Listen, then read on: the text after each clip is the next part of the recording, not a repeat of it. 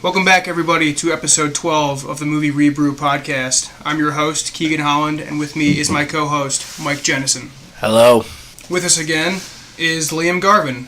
Happy 3 new episodes, Happy Liam. Multiple of 3. You dumb bitch. Great to be here. This week we are reviewing 2 movies, I, Tonya and Lady Bird, as well as getting into the SAG Awards. That's not true. SAG Awards? Yeah. SAGs and Directors Guild both happened. Both happened. And we're drinking Deschutes Fresh Squeezed IPA. It is from Portland, Oregon. It's from Bend, Oregon. Oh. It's from but it's near Portland. And where I, Tonya takes place. Yeah. And we were talking about this a little bit earlier. But that's not the Portland I know in this movie. You want the... I know, like, Portland from... Portlandia, like hipster nation, but this is was like back in the white woods, trash, garbage. Yeah. When did that, like, is that still a thing, or do you think that, like, transition happened? Like, do you think that, like, in the late 90s? No, I bet it's still a thing. It's just like in Cleveland how Tremont, yeah. Tremont's like there's an oak tree in Cleveland. Tremont's a big, like, art... Hipster area. I'm sure Portland's way bigger than that. Yeah. But I mean, you get the sense that the entire city's like that in like Portland. Maybe downtown. Were we ever in downtown Portland in that movie? It was more like just like suburbia, suburbs, backwoods. Yeah. Anyways, let's take a fat sip of this dope ass. I have not opened this yet. Yeah. Oh yeah. Open it. Like he's next to you. You toss it to me. Have you had this one, Mike? It's been a while, but yeah. This is my roommate's favorite IPA. He gets it all the time. Liam is drinking a Powerade Zero today. That's an interesting choice. I mean, I've been trying to lose some weight recently. Been hitting the pool, hitting the gym, and And I see you have a Purell also. I have a Purell. What's it called? Purell? No. I know what you're talking. Yeah. It's not Purell. It's not Purell. Flavored water. What is that called? It's like spelled. Do they still make it? Yeah. Whoever does this is going nuts right now, trying to. Oh fuck! I almost said Purell again. Hopefully that comes to us. Anyways, cool. Cheers. Oh god, yeah. Wow, that's really good. Yeah, it's delicious. Super fruity. You got that citrus. Yeah, you do. That's the key to a good IPA. I mean, for me it is. For you, it doesn't seem like it. No, I mean, yeah. Well, our Lagunitas got cut because we suck, but that was super average, wasn't very citrusy. Columbus wasn't very citrusy. This is very citrusy, and I like this a lot. I like a lot too. Voodoo Ranger was very citrusy. It was. You only have 3 of these, though? Only have 3. Damn it. Alright. Just gonna make a run for your year-end beer? I don't know. In May. That's really good. That's good. It's refreshing. It is. And it's 6.4. On this hot 55-degree day in Columbus. Yeah. Propel. You looked it up. I did look it up. I didn't want to, but it was killing me. Yeah. Like purple. Would have been useless the rest of the podcast. Oh man. I also like this. It is very citrusy, and I have not been very high on any of these that we've had. The one that got cut, the Lagunitas, was just very middle of the road, but this tastes very good to me. And I like the bottle a lot too. Yeah, the design has got like a nice...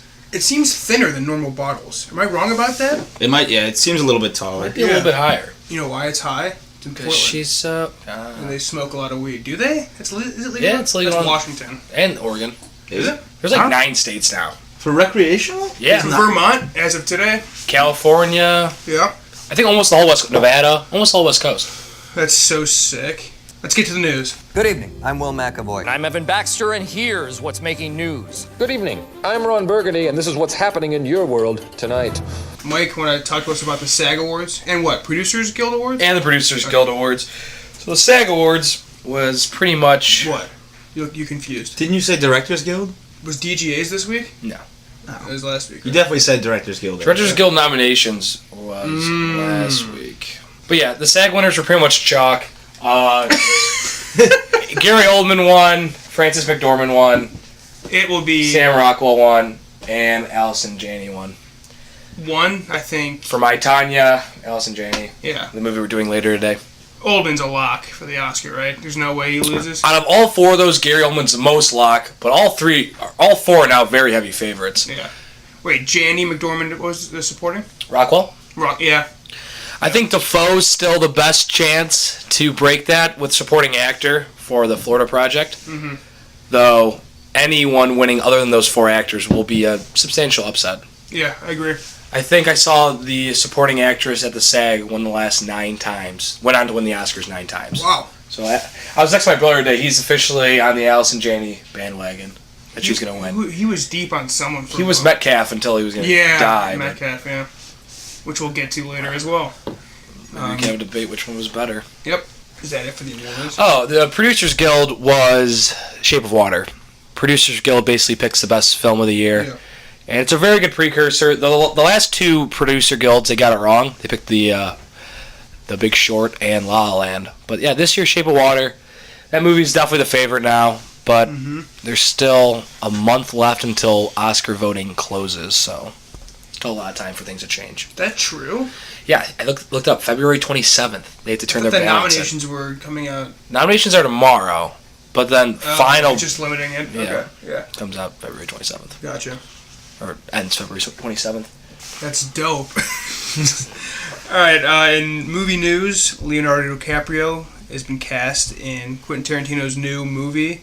He is playing a former TV actor who fails to transition into movies in the late 1960s, and I guess he played a lot of cowboys in like westerns and stuff. So do you think this will be Tarantino's 3rd western and then he's done, or is this kind of fake thing? So Leo's going to play a western? He's playing an actor who stars in a lot of westerns. No. So it's not a western. It's not actually a western, but no, he wants to finish that. But he's the man of empty promises. Yeah. Quentin Tarantino. There's been a Kill Bill 3 coming out for 97 years. Is there really? He keeps saying it. He also wanted to do Vega Brothers prequel. That would have been sick, actually. But now he says they're too old. That would have been awesome. Yeah. Oh yeah, prequel. You can do that. Well, yeah, it has to be a prequel. Spoiler alert. For both, right? Yeah. Yeah. You could say for almost any Quentin Tarantino character, they usually don't live to the end. Fair. Very fair. Yeah. He's also looking at Margot Robbie, Jennifer Lawrence, boo, and Tom Cruise. I hope Cruise so much. I hope Cruise too. Tarantino has done a lot of like career revamps for people, and Cruise hasn't done like hardcore acting in like 20 years. So to see him get back to that level would be sick because he is a really good actor. And then I hate Jennifer Lawrence, but Margot Robbie would be awesome. I'm really excited with all 4 of those, including Leo. And Sam Jackson, I heard is rumored to be in it, which you assume he will be. Yeah. Seeing Tom Cruise in a serious role again. He does a lot of big blockbusters. He's still around, but he hasn't done anything worth mentioning in a long time. I think we figured out his last like critically acclaimed role was Magnolia, right? 99? Maybe Magnolia. No, what's the... Rock of Ages? No, I said Rock of Ages. Is he... What's the fucking... What's Minority Report? Oh, Minority Report. 2002. 1 or 2. Yeah. So probably that. Minority Report, because Magnolia is 99. Yeah. But yeah, cool to see Cruise back. The Razzies came out. We talked about this like 3 weeks ago, but we don't really see bad movies anymore. Mm-hmm. Yeah. But there were a couple surprises. Yeah. Mother got 3 nominations. Yeah. Jennifer Lawrence got nominated for Worst Actress. I disagree with that. Have you seen Mother? No. You also do, obviously. Yeah. Yeah, Keegan hates Jennifer Lawrence and he disagrees with that, so that says a lot. It actually made me like her, that movie, a little bit. Yeah. Who decides the Razzies? What group makes this? I'm sure it's like 5 assholes in a room that just like pick it. Okay. And it just got big because it was like went viral. I mean, it's 37 years old now, but I'm sure it was like a big deal back in the day. Worst Picture: Baywatch, Emoji Movie, 50 Shades Darker, The Mummy, Transformers. 3 franchises you knew would be on there, and then the Emoji Movie, which obviously garbage. Epically bad. Yeah. Worst Actress: Katherine Heigl. She's still working. I haven't seen her in a movie or anything in like 12 years now. Knocked Up was like the last thing. I feel like she gets nominated for a Razzie every year. Yeah. I always think, wow, she actually worked this year. Dakota Johnson, 50 Shades. Jennifer Lawrence was the big one. Tyler Perry for Worst Actress. I think he got that for Boo Halloween last year as well. Yeah, every time. Emma Watson for The Circle, which people are upset about as well. I guess that movie's not very good, but I'm sure it's not as bad as like 50 Shades or... Yeah. It was a movie that was supposed to be good and then got bad reviews, so people like to beat it up, but it wasn't that bad. Worst Actor, Tom Cruise, to just cut our argument out of his knees. Johnny Depp from Pirates. Jamie Dornan in 50 Shades, Zac Efron from Baywatch. That's unfortunate. What was the Pirates movie called? Dead Dead Men Men Tell Tell No No Tales. Tales. I read the rap the Razzies did, and they wrote next to Johnny Depp nomination, "Dead Careers Tell No Tales," when they nominated him. And then Mark Wahlberg from both Daddy's Home 2 and Transformers: The Last Night. I'm sure those are both pretty bad. Yeah. I won't get into all of them, but those are... Darren Aronofsky got Worst Director for Mother. Which is... Yeah, so there's a couple weird ones an in absolute there. crime. And just a lot of garbage. But, like, who gives a fuck? It's just beating a dead horse. It's like, yeah, we know the Emoji Movie's bad. Yeah. Who the fuck cares? It's pointless. Kubrick got nominated for The Shining for Worst Director. Yeah. I know Halle Berry got nominated the same year she won an Oscar as well, so she accepted it. Sandra Bullock accepted one of hers. I forget for which movie. So It was for All About Steve, because the same year she was in The Blind Side. Oh, and so maybe that's the story yeah. I'm getting mixed up. And Halle Berry... No, so she won an Oscar and did get a Razzie the same year. She went, and then Halle Berry won an Oscar for Monsters Ball. Is she in that? And Monster then, Ball. And then she won a Razzie for Catwoman. Okay, so both of them. Yeah. Wow, Liam. Yeah, I know. Razzie historian. Fuck yeah. I don't like it, but I know it. Yeah, I'm not a big fan of the Razzies. Because they just beat the movies that we all know suck. Do you think Yeah. was the message in Mother like very heavy-handed and preachy? You think that's why they're shitting on it? See, I didn't think it was preachy at all. Like, I didn't get that Mother Nature thing at all until he came out and said it. Yeah, I was just confused by it, but once you hear it, you're like, oh yeah, no shit. I was really upset that he came out and talked. Like, we saw before any of that broke. And then after it bombed, he was like, you guys don't understand the message. And then you hear it and you're like, okay, that makes sense. Yeah, But and he really lays it on thick. I feel like an idiot for not actually getting it. Yeah. But some people knew it right away that that's what he was doing. And they took it as like, okay, we get it. Because it's like, Cain and Abel, the flood, like all Jesus being born, his sacrifice, like all this shit is just like so obvious. For some people, it just didn't work at all. I thought the movie was fine. I really enjoyed it. Yeah, I'll probably talk about it again someday. Mm-hmm. Tomb Raider update, baby. New trailer. It looks terrible. Not enough Nick Frost. Zero Nick Frost. All expectations pretty much down the toilet for me. I'm still sticking with my bet though. $5. I think it'll be better than 50%. Because I think that's kind of easy to do. How many video game movies have ever done that, though? Yeah, that's true. Maybe zero. I don't know. Man. Maybe because Walton Goggins, fucking what's her name? Alicia Vikander, and Nick Frost. Man, get me there. Take me to the promised land. I saw a TV spot for it this morning, actually. So they're marketing it pretty Yeah. strong. When does it come out? March, April, or maybe I think February. it's late March, early. Maybe I don't know. Now you got me confused. It's definitely spring. I know that. I think it's late March. What were you saying, Liam? I was gonna say, two takes on this.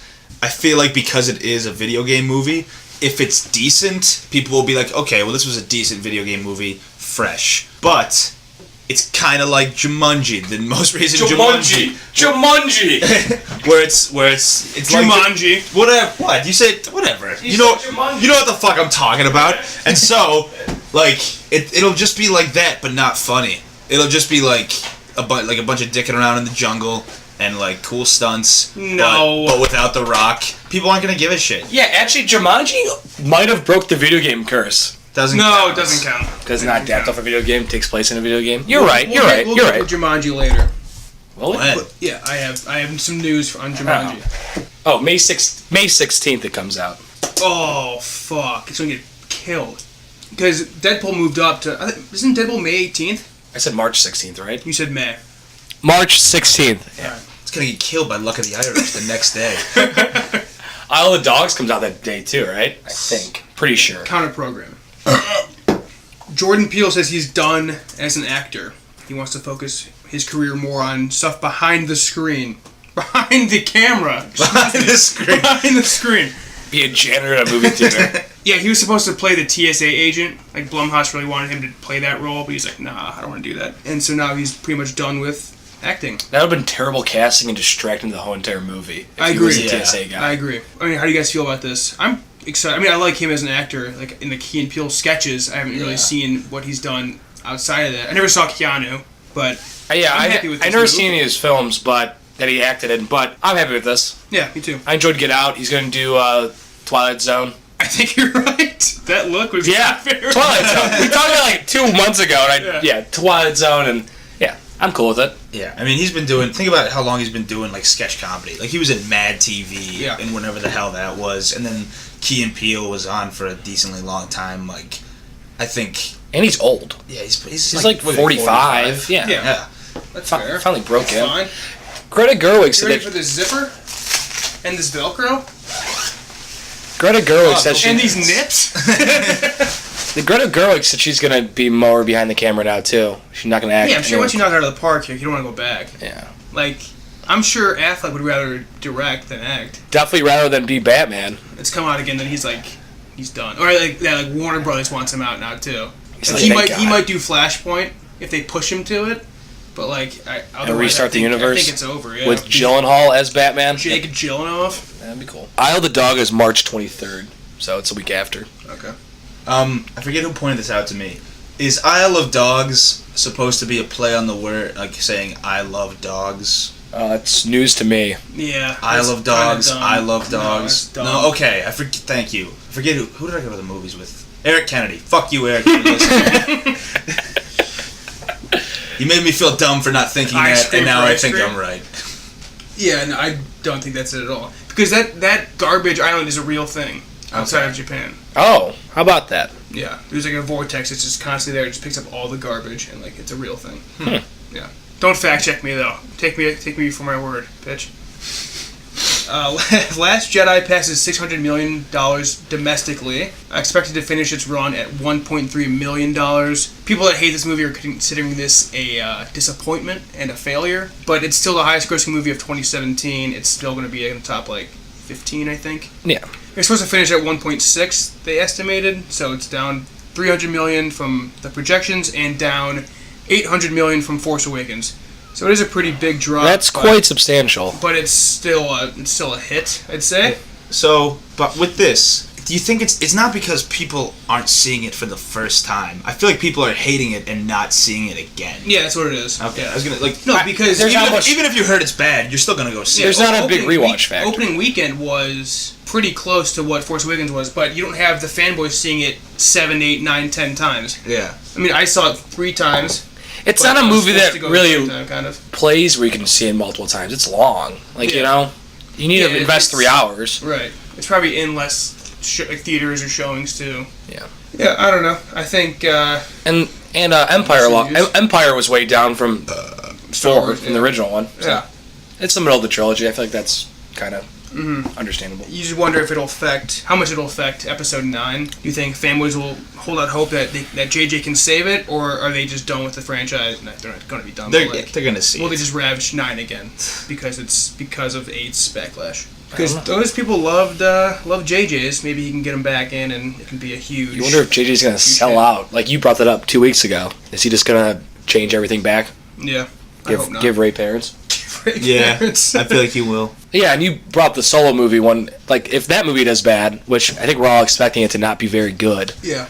A trailer is supposed to come out Super Bowl Sunday, by the way. So that'll be our first look at it. Dumpster fire, I imagine. But maybe they can make it look good in 2.5 minutes. But maybe that 2 hours is garbage. Just don't show him. A lot of shots of Woody Harrelson. Yeah, Woody Harrelson and a minute of Donald Glover. Yeah. And then Chewbacca. They show Han for the last shot, and it says Han Solo, and that's it. That's their saving grace. I mean, the casual viewer, they're going to be confused by this. Yeah. Where the hell's Harrison Ford? He doesn't really look like him. No. He's shorter. God, this is such a bad idea. But I think we've gone on about that before. Should have been Shia LaBeouf. I'd rather have it. I like Shia LaBeouf. I like Shia LaBeouf too. I was saying because he was his son in Indiana Jones 4. Oh yeah, they look alike. They don't. They look more alike than fucking Alden Ite and whatever. I think they're both Jewish. Harrison Ford's a quarter Jewish. There you go. Too shabby. He's not a Jewish son. Nope. Yeah. No, he's in there, right? Yeah, he's a quarter Jewish. That's why I stuck my head. Interesting. Winning the box office this week was Jumanji, the 4th time in a row it's done it. Incredible. It's won more weekends than Star Wars did, I think. Or maybe they're tied. I think they're tied. Yeah, it is now Sony's highest non-Spider-Man movie of all time, which is kind of surprising. Jumanji, I think I might see this movie. I will see it at some point. Maybe not in theaters. Maybe not in theaters. If it's ever free on Amazon. I mean, I guess it's a blast. It looks like loads of fun. Yeah. I like Jack Black. Yeah, I like Jack Black a lot. I don't know, man. I like The Rock. I It was like The Rock. I think I want to see this one. Is everyone surprised by this? Because I am. Yeah. Right. I think it's a huge surprise. I mean, the whole point of Star Wars moving all their stuff to December is to just have a 3-month run of like facing no competition, and this came out of nowhere and just totally took out all the thunder from Star Wars box office. Yeah. Which is surprising. Yeah, that's another factor to it underperforming Star Wars. Like Force Awakens had nothing, and then Jumanji comes out. Yeah. Shines. Yeah. You're excited to see the new Jumanji. Fuck this movie. Did you see it? No. I was so You're gonna love this movie. I was so negative to it when I saw the trailer. I remember responding to the tweet like, "Fuck this, fuck everything about this." Have you watched the old one in a while? Yeah, I feel like I've watched it like since I've been like a sentient person. Since I was like 16, which I feel like is old enough to form opinions. It's good. Is it not good? I haven't watched it in a while, but I watched the honest trailer, and man, that CGI in there looks There is terrible. like with the monkeys. Yeah, looks And, really but bad. it was the movie was scary. Kirsten Dunst is the little girl. Well, Yeah. didn't know that. Robin Williams is in it too. You know that? Thanks, Wow. asshole. No, I love the original Jumanji. Yeah. It was awesome you saw it. 6th grade. Yeah. Maybe we should all have a rewatch. I don't I have no I don't like. There's so much love for The Rock. The Rock has been in 2 good movies, maybe. Name them. The Other Guys and The Mummy Returns. Snitch. Other guys doesn't count. He's All right, Moana and The Mummy Returns. And Snitch isn't bad, actually. That was half kidding, half being serious. Snitch. Look it up. It's a real movie. I don't think it is. Anyway, and I guess the Fast and Furious movies are good. San Andreas, I guess, was good. They are, but they're not something I like. I guess San Andreas was good. I didn't see it, but I don't think it was. I think it just did well. And fuck Kevin Hart too. I don't care Yeah, about I'm this not a movie. huge Kevin Hart guy. I don't think I've seen Kevin Hart in a movie. I've seen his stand-up. I enjoy it, but his shtick has run thin. Yeah, he had a good 3 skits on his SNL thing the other week. Not a huge fan of him though. I mean, he's huge though. I'm pretty sure he's the first comedian to unseat Jerry Seinfeld as the highest paid comedian in the world. He sells Really? tickets. And dude, he sells out NFL stadiums all the time. Wow. He's not doing small shows. He does huge venues. Madison Square Garden. Yeah. What's that bro's draw, though? He's short. Yeah. I don't think I don't know. The comedy isn't necessarily for us.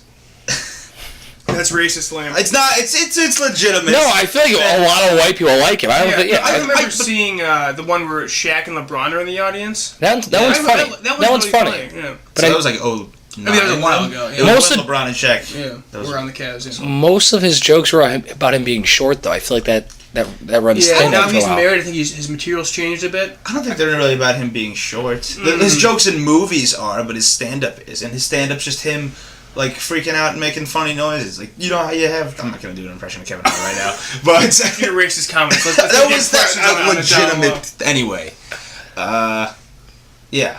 I can't come back from that point. 8 more beers, please. These are incredible. The editor for the James Bond movies, I think it was the editor, came out and said that Harry Styles would be a good 007. If they keep going the way these Daniel Craig ones have gone, this would be terrible casting.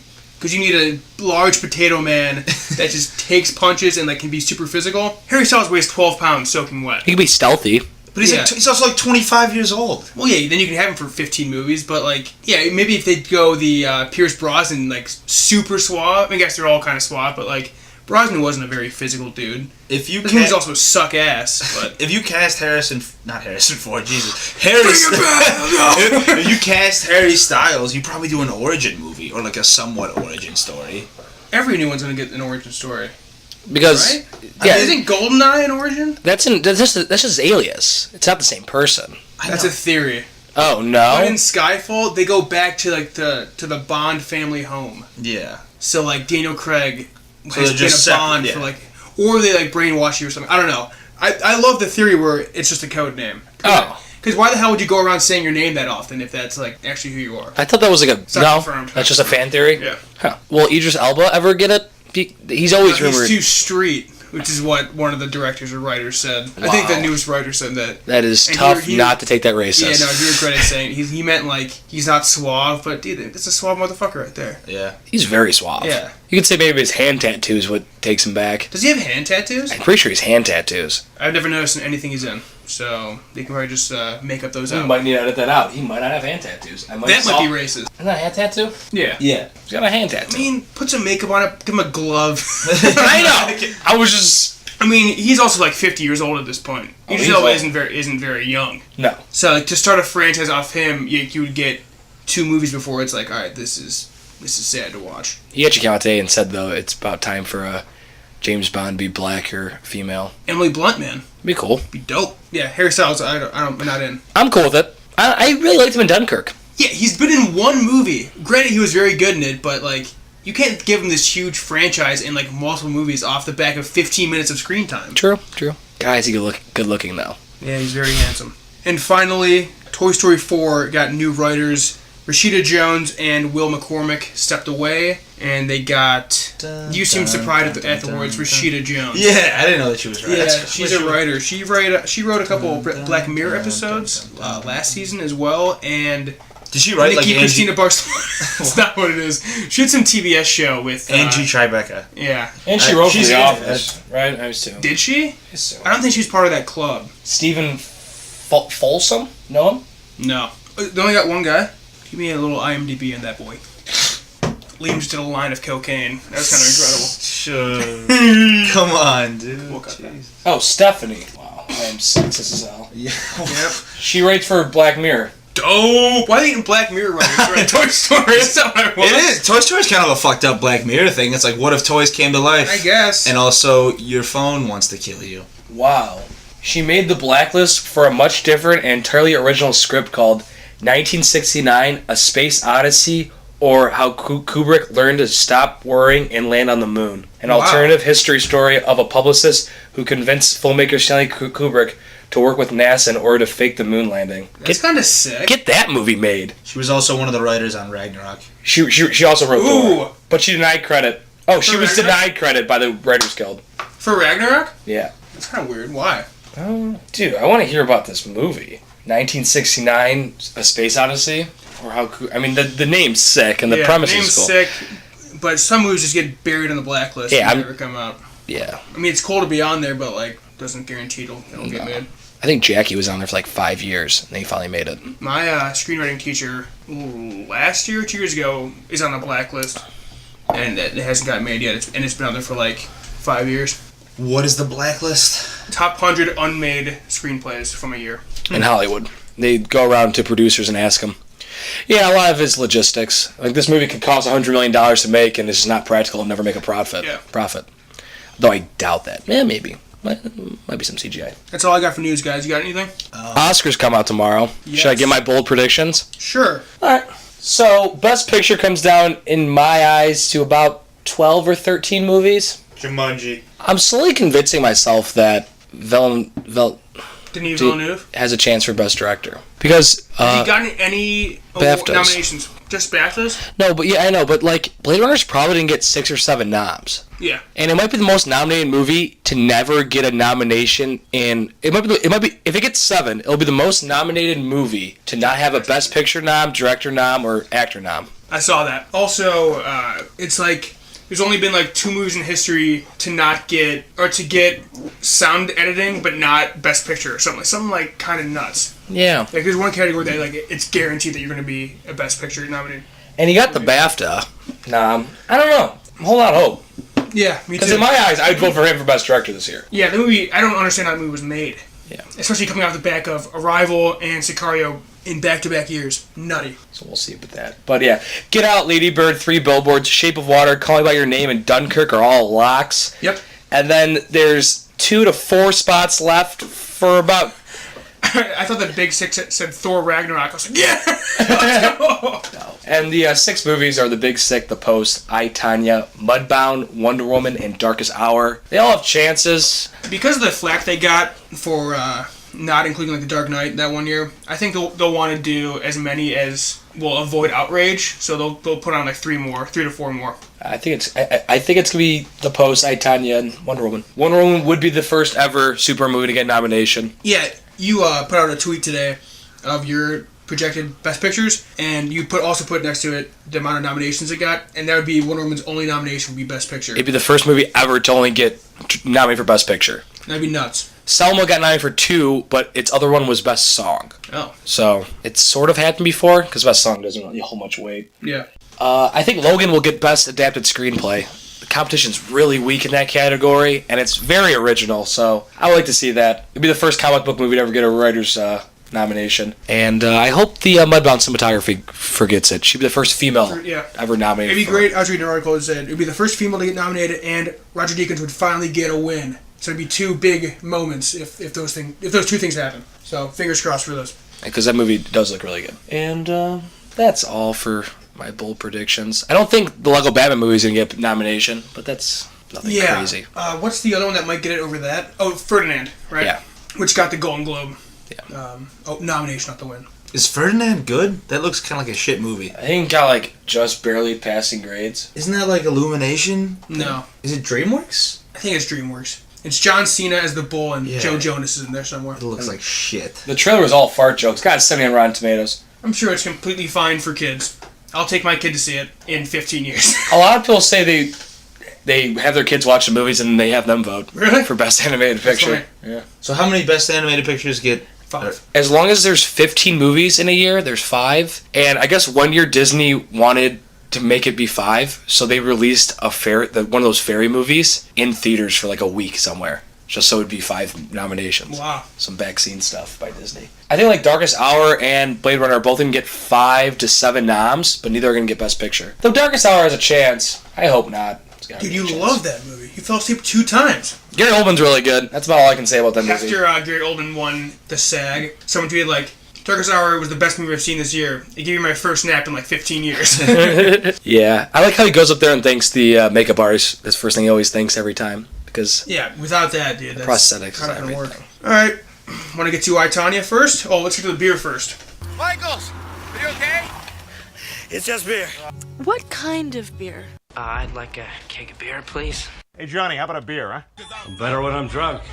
Liam, would you buy Powerade Zero in a 6-pack? I definitely would. This was really good. How readily available is this beer? Very readily available. Deschutes is one of the top 10 largest craft breweries. Oh, really? In America. Dude, I'm going to give it a 6-pack as well. I'll probably be buying this weekend, honestly. Yeah, this is really fucking good. I think it's my favorite, like, summery IPA. It tastes a little more summery. Yeah, it does. But yeah, I like it. I'll buy it in a 6-pack. Bought it before. Yeah. Glad you like it. Of the things I've said I get a 6-pack of, I've only got the Voodoo of it in a 6-pack. I should start buying more beer. Voodoo's good, Instead of though. buying Miller Lite and Natty.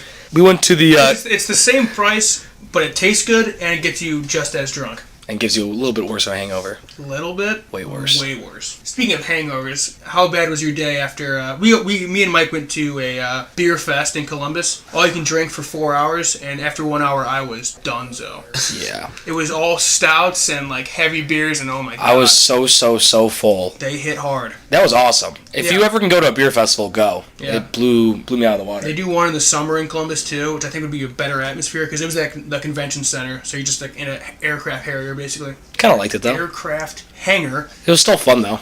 Still cool vibes. But yeah, being out in the sun, drinking like lighter beers would probably be a better experience. I think 115 different breweries were there. But what was your favorite? Brewdog's Jet Black Heart. It's basically chocolate milk.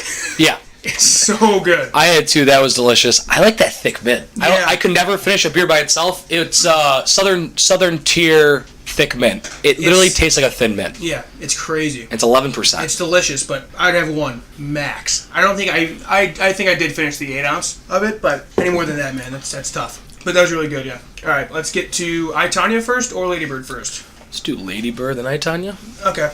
You can't handle the truth. She's gone from suck to blow. Do you understand the words that are coming out of my mouth? So you two saw it early. Saw it around Thanksgiving. I saw it last week. So I was after all the hype of it being at 100%. Now it's down to 99 because that one guy with the blog.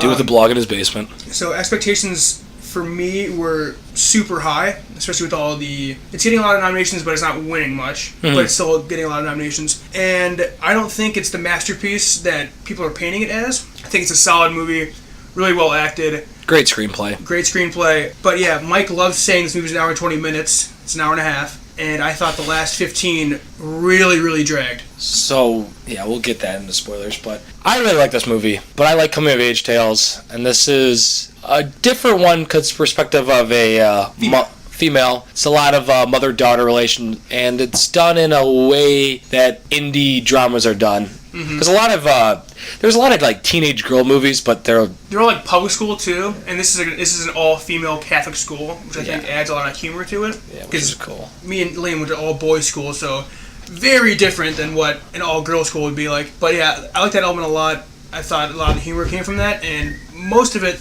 landed, I'd say. I was laughing the most in my theater for sure. Yeah, the movie was really funny. So you brought up a couple weeks ago you thought Three Billboards and Lady Bird should have swapped at the Globes for comedy drama. Do you still feel that way? Yeah, I think Three Billboards is funnier, but I get why Lady Bird is getting thrown into comedy. I feel like Three Billboards, they actually throw more punches, where a lot of Lady Bird is just comical because, I don't know, it's just well written. Yeah, and like the circumstances are funnier. Yeah. There's no like, they're like telling jokes and stuff, I guess. I think a lot of Three Billboards humor comes from like shock factor. Yeah, just like not being PC in any way. I'm slowly not liking Three Billboards. I don't think I'm the same way. I didn't think I put it high to begin with. Yeah. So it's not really dropping. It's just kind of staying where it is. Yeah, I think I gave it a higher review at first, right? I think you gave it an 8.5 or something. I gave it a 7.5. Yeah, I feel like I'm more on the 8 range now. But though the acting performances are great. Sorry, back to Lady Bird. Yeah. Liam, what were your thoughts? It was good. It's very much overhyped in my opinion. I walked out of the theater just being like as like Keegan said, I saw it before all the hype, but there was some inherent hype because I had been seeing a lot of movies at Gateway before that, and Gateway was showing Lady Bird previews before, and there was the poster that said like a masterpiece. Still there. Yeah, and so I thought that it fell into it's being hailed as like not being hailed as revolutionary, but like it's like, oh, it's a different take on the coming of age story, but I think it falls into a lot of tropes that you see in like fucking Disney Channel original movies and stuff like that we'll say in spoilers, but overall there was a lot of good moments and it felt very real. There's like you said, like there's so many goddamn high school movies where it's just like, this is not how people interact. Yeah. This is not at all like it's not as like there is cliques, but it's not as like super stratified as this. It's not like and like they look like Saoirse Ronan's probably like 23, but they're all like believable as teenagers. Yeah. I feel like the other people in it probably are, like her friend and Jonah Hill's sister, which I was surprised to hear. Yeah, she's Jonah Hill's sister. And Lucas Hedges is like 20 or 19. Timothy Chalamet's 22. He's 20. Yeah, so they're all around. But he's pretty good. Saoirse Ronan's only 22, right? I think she's 22, 23 or something like that. I think she's 22. So yeah, I mean, they're all believable. Yeah. Speaking of Saoirse Ronan, I think she's worthy of the praise she's getting. I think she's really good in this movie. Lloyd Metcalf, I'm not as high on as it seems these award shows are. I think the best person in the movie was the dad. Like, far and away was the dad. I think every scene he had was the most powerful. Lucas Hedges, again, is great. I want to see him in more stuff, even though he's kind of doing the same stuff and everything, but keep doing it, baby. Keep going. Boy 21 next year, right? Is that what it's called? Boy something? Something like that, yeah. Yeah, I can't wait for that. Yeah, and man, I wanted to punch Timothy Chalamet in the face the entire movie. And again, that's what he's supposed to be. He's supposed to be the douchebag, but like, it's to the point where it's distracting how much I hate the guy. It's like Florida Project with the mom. She's supposed to be hateable, but God, like, it's so much that I really just... It took away from the movie with how much I hated that character. Yeah, and I think Liam was talking about how tropes or whatever. Tropes? Trumps. He falls into that atypical, just douchebag high school character. Yeah. Which, it's not a great character, but I was cool with it. Pseudo-intellect type, but... Yeah. I liked it. Yeah. And I said this last time. Are we revealing that there was a last time? Yeah, there was a last time. We love to start a last episode. And that, like... That's why we're doing 2 this week. Yeah. Obviously, I don't know what it feels like to be a 17-year-old girl yet. But... you don't self-identify as a 17-year-old like, there's no point when I'm like, oh, this is why she likes Timothy Chalamet. Just because... like... I almost pissed myself. He's a dick, and like it's like, oh, he plays in a band, but I feel like they've established Lady Bird as like at least somewhat level-headed. Like, is it just supposed to be like a huge overcorrection for Lucas Hedges? Yeah, but it's not like she ended on Lucas Hedges with bad terms. Like, she was mad. We'll get that in spoilers, the whole Lucas Hedges thing, but God, I love Lucas Hedges. Yeah. He's freaking Let's awesome. get him on the podcast. Do you know those people? I'll text him. Okay. Last thing before we get into spoilers, soundtrack is just incredible. Dave Matthews Band, baby. It's my favorite artist. I've seen them 4 times, I think, live, and they... Really? Yeah. No, I know you love him. You know you saw him 4 times. Wow. And they use Crash Into Me, I think, 3 times, and man, it plays every fucking time. When I saw it, I was like, oh, Keegan's gonna love this. I love their use of it, and I guess she, like, hand wrote notes to each of the artists she wanted to use. Oh, really? Yeah, she put them on Twitter. Yeah, it was awesome. Sweet. And then one more thing on Timothy Chalamet. I saw Call Me By Your Name this week, and that performance redeemed him in this. Because I was ready to write off this dude as, like, I just hate this guy, but he's so good in that movie where I'm back on the train. But now we'll get into spoilers for Lady Bird. Liam, get more into your tropes and why you didn't like it. First trope. When they're in class, and I'm pretty sure... Is Lady Bird fresh off her breakup, or is she fresh off, like, a fight with her mom? Since she jumps into him, that she goes out with Timothy. No, when she when she ignores Jonah Hill's sister and is like, you know what I'm talking, like, oh yeah, where she wants to, like, be with the popular be girl. with the popular, yeah, like there's this popular girl who's talking about, like, I don't know, like, the nun says her skirt's too short. Yeah, she gets pissed at her, and then so Lady Bird, like, chimes in and then, like, tries to, like, make plans with her, and then Julie, her friend, is like, no, we have play practice, and Lady Bird's like, I'm not doing that, and just, like, the whole, like, oh, she's wants to hang out with the popular girls, but really she's gonna realize that her friend was more important all along, was a very, I mean, maybe it does happen, I don't know, because I brought this up last time. Once again, you're not a 17-year-old girl. No. Contrary to popular belief, you're not. But, like I said, my girlfriend, Abby, she went... Congrats, dude. Thank you. She went to an all-girls Catholic school. Shout out to Abby for the mugs. Oh, yeah, thank you, Abby, for the mugs. You're working on it right now. You're the best. She went way better than Liam. That's a popular opinion.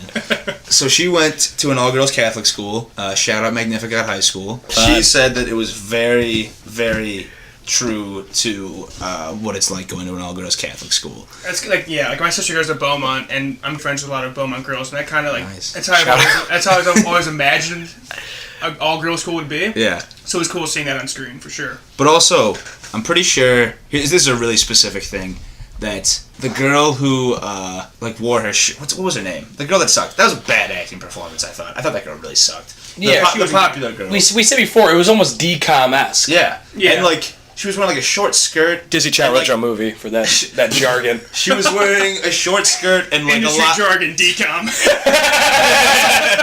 Very highbrow. She was wearing a short skirt and like a lot of makeup, and I'm pretty sure in like an all-girls Catholic school, like you're thought of as weird if you're wearing like a lot of makeup and stuff, because it's like, who are you trying to impress? Yeah. Like it's just us girls here. Like, I feel like girls would still dock themselves up. I'm pretty sure that like the appeal is that you just roll out of bed and put your hair in a ponytail. I don't know. When I'm a 17-year-old girl, maybe we'll know more. But and you re-enroll in high school. I'm pretty sure all girls high school. I'm pretty sure that it's a thing. That's the big appeal. Is that what your girlfriend said, or you just... I think that's just something I've picked up over. I'm very into it. Liam's bent over with his asshole spread open. It's just spewing out right now. That's a legitimate thing. I'll consult my sources afterwards. But mine has heard most people weren't wearing heavy makeup. That's what I'm saying. But she's considered the cool person. But Mike's talking with his neck on the mic. She's considered cool, but I feel like she would be considered weird if she were actually like all dressed up. If that's your biggest... It's not my biggest thing. It's just you challenged me on it. That's why I'm still talking about it. Anyway, there were some really great moments though, like how like they're in the store and they're fighting, like her Laurie Metcalf and Lady Bird, and there's like, and Lady Bird says like, I hate you so much, why do you ever want me to have fun? And then she, like, Laurie Metcalf falls up the dress and she's like, oh my god, I love that, like, don't you love this dress? Yeah. Their dynamic's really good. I think that was the best. It just feels real. Mm-hmm. It just feels like, because it's not like, because like, although it can just turn on a dime like that, like relationships with your parents, where it's like screaming and crying, like I hate you, but then it's like they're still your parents, and you can just it's a dual-sided coin, and so I think that was really well portrayed. Yeah, that felt super authentic. Yeah, and I think that's what a lot of the praise is from. That's why Laurie Metcalf is getting all the nominations. And not the popular girl who wears the makeup. Yeah, it's more mother-daughter relationship. The mother helping best she can Lady Bird through this difficult time than so much the high school thing. Yeah.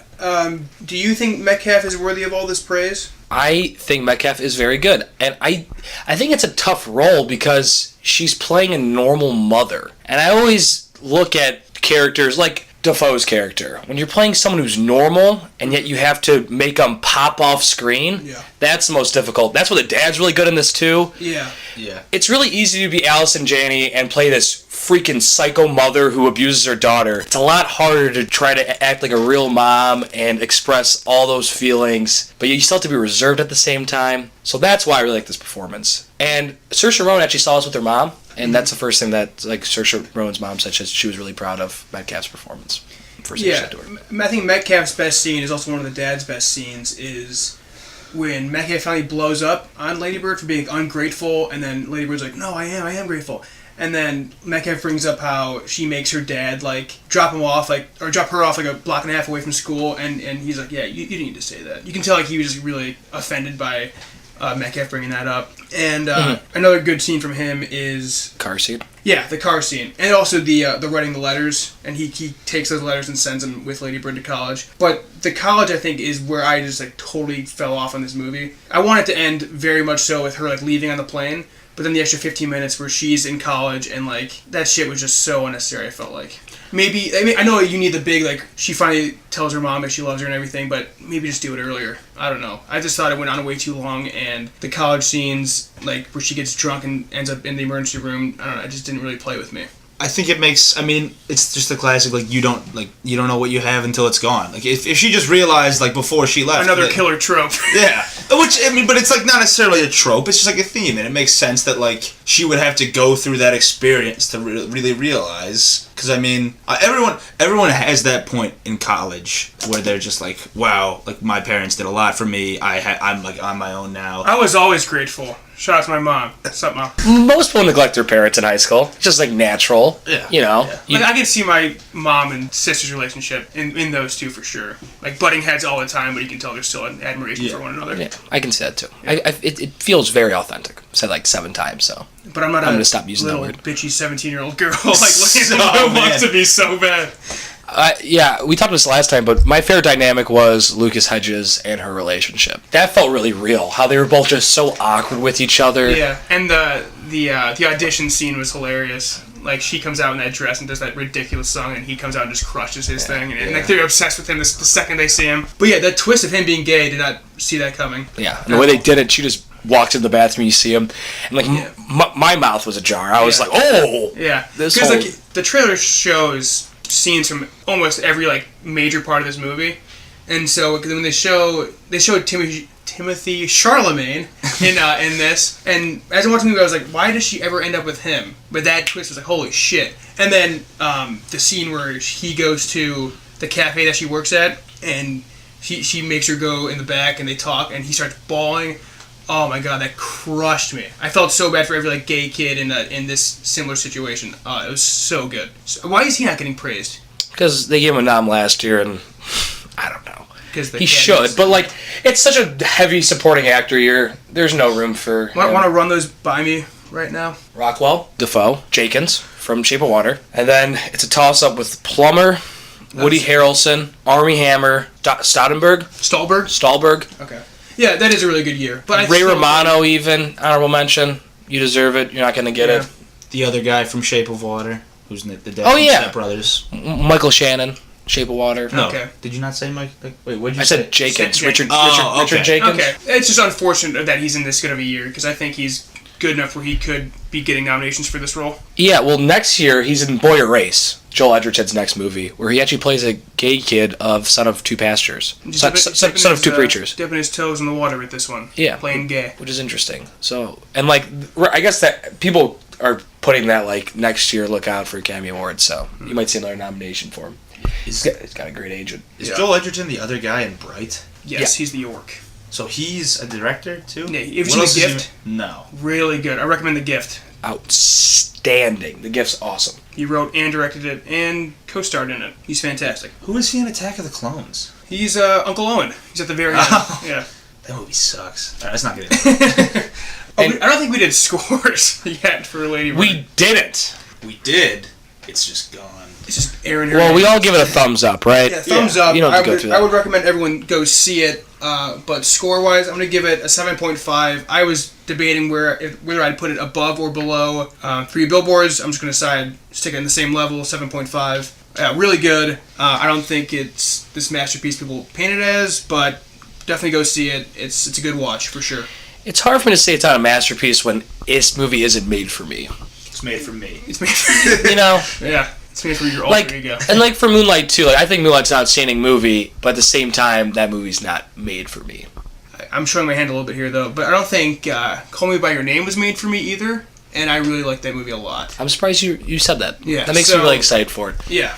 No, it's not like I can't like movies that aren't made that don't star a 22-year-old white boy, but white boy. But I do love this movie. I gave like a 9.3.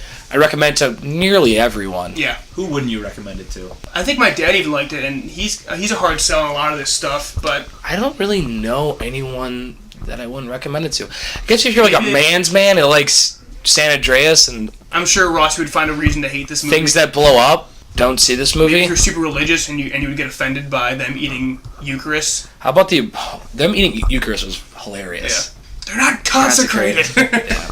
That's a good a totally valid point. A Catholic joke. The abortion scene too. That made me so uncomfortable, but it was a great scene where the girl's giving the abortion talk. Oh yeah, that's tough. And she brings up like, yeah, but funny, very uncomfortable. Yeah, I agree with that. And very Catholic school. I would not recommend it to hardo public school guys. Yeah, that's true. No, I don't know. They might still like it too. I don't know. And Go I should see it. Oh, Find out for Liam, yourself. what would you give this? I think I said 7 last time, but I think that's just me being biased because I didn't like it. I'll say 7.5 too. I did like 3 Billboards more, but this is a quality film. But I really don't feel like I want to watch it again or anything. I'd watch it again. You didn't say that, but I'd watch it again. Yeah. I did say it dragged, but it's not like a long, like, you know, to dedicate an entire day or a huge chunk of time to it. It's still only an hour and a half. Liam, it seems like you like this movie a lot more than the first time we did this podcast, though. Because I came off as kind of negative, I think. Because I think I just dwelled on the negative, and I don't like. But the more that I thought about it, the more that I liked certain things. Like there's only like as much as I don't like the popular girl or like Timothy Champagne, I understand. Timothy Charmander. You could have said that for next week. I know. Should have. You were definitely pronouncing it wrong when you were trying to say it right. I thought it was Timofey. No, it's Timofey? T-I-M-O-T-H-E-E. But you were saying like Timothy? You were saying something like Shalamat, isn't it? There's no NT in it. It's like Shyamalan. Isn't it C-H-A-L-A-M-O-T? No, it's like C-H-A-M-E-L-E-T. Oh shit! Yeah, I slaughtered it. Chalamet. I wasn't far off. You have it right there, Mike. Yeah, I know, but he's 6 feet tall. He looks so small. He just seems like a small have you seen guy. Call Me By Your Name yet? Yeah.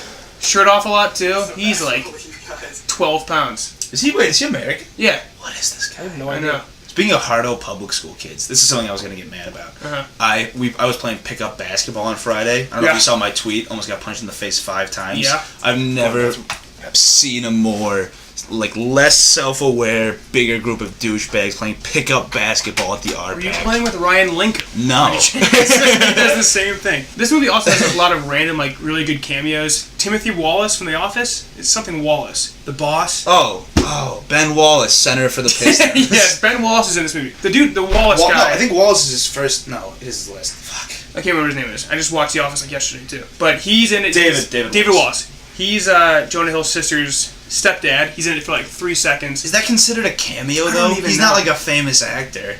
He's not. It's like I'm saying there's just weird people in there. The douche kind of guy from It Follows is in there. He's the popular guy with the ponytail. Nice. Yeah, nice. How do you feel about the stepbrother? Because they never addressed that. Not a stepbrother. Adopted brother. Yeah. Right. Okay. Because I got the vibe that it was Laurie Metcalf's previous husband's kid, but then the dad calls him son as well. I thought maybe he was just bringing him in. I don't know, because they never addressed that at all. It seemed kind of like a bit of an over exaggeration of not what am I thinking of? Just hyperbole of the character, how he just had all the piercings and he was super goth. He was kind of over the top. But I don't know, maybe that character definitely seems to exist in the real world. Yeah. And I loved how he and the dad went to the same. Both went to Cal Berkeley, and then Lady Bird can't get in anywhere. But those two are supposed genius. They go for the same job. I love that scene a lot too. Dude, the dad's the best. Dad's really good. How'd you feel about the brother and I guess both him and his wife, right? She was pretty irrelevant. He was pretty irrelevant. Makes you wonder if Greta Gerwig just has a brother that's like that. Yeah. Also, how much do you think of this is true to her life? She said it was not that much, but I feel like it's pretty accurate. I assume she went to a Catholic from Sacramento, went to an all-girls Catholic school, and then went to... I wondered if she went to a public school and just put these tropes in there, just not knowing how different it is. There's no way she'd do that. And also, and it can be filled with tropes, but you can still like the movie. Don't tell me what I can like. No, I'm just saying, it can have all this stuff, but still work. Because it does it well. Yeah, there's only and all these many stories that can be told, and it just does it in a unique way. So the tropes aren't necessarily all bad because they can do them well. And this might very well have happened to her. There might have been a girl who wore makeup, who wore a skirt too short, that all those things could have been true about I'm not as hung up girl. on that as you guys think. It's okay. I'm okay with the fact that it's a thing. What does Greta Gerwig act in? She attended St. Francis High School, an all-girl Catholic school in Sacramento. She described herself as having been an intense child. She showed an early interest in dance and had intended to complete a degree in musical theater in New York, but ended up graduating from Barnard College with a degree in English and philosophy. Yeah, what is she in? Because I'm not too familiar with Greta. She was in 20th Century Woman last year, which is a phenomenal film. Highly recommend it. But I think her big breakout role was Frances Ha. She was also a writer on that. Frances Ha's the name of the movie? Yeah. I have no idea what that is. She might have been nominated for this. Was she in a Woody Allen movie? Yeah, she was. She was nominated for Golden Globe for Best Actress in a Musical for this role. I remember she was getting a couple of Academy Award buzzes, but yeah, what Woody Allen movie was she in? Blue Jasmine? Was that her? No. That was Sally Hawkins, yeah. Nothing sticking out. She was in Jackie? To Rome with Love? Didn't realize she was in Jackie. Yeah, To Rome with Love. That's... Yeah. Don't chastise her for being in a Woody Allen movie. She was a sterling actress who got a Woody Allen movie. Who wouldn't do it?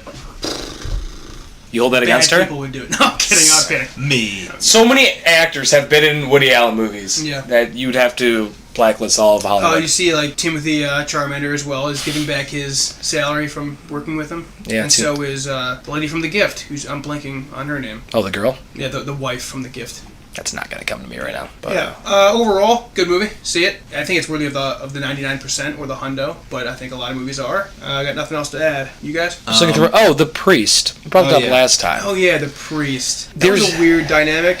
I really think him crying scene was funny when they were playing the game whoever cries first or whatever, and he starts bawling almost immediately. But then his scene with Lloyd Metcalf in the hospital, I didn't understand, but then you looked it up, and what was the answer? I did, and it was that he was battling depression. So we thought it was different things. I thought that it was because he was gay, but... I think I thought the same thing. I thought the same thing, too. Or AIDS or something? I forgot. You thought AIDS? Yeah, AIDS, yeah. I thought he was gay, and Liam thought he was gay? I thought he had HIV, which probably in the early 2000s still was a big signifier, oh, you're gay, you have HIV, still probably very stigmatized. And I thought that's what it was, but that was also 2 months ago, so I don't really remember what I was thinking at the time, but it was because he's battling depression, which is why he was able to cry so easily. After his son died. Yes. Son killed himself. Yeah. I guess that's mentioned somewhere. They do bring that up. Yeah. I do remember that. It was also whoever cries first wins, does not loses. Oh, okay. Sorry about that. Yeah, I was really. I wasn't in the theater.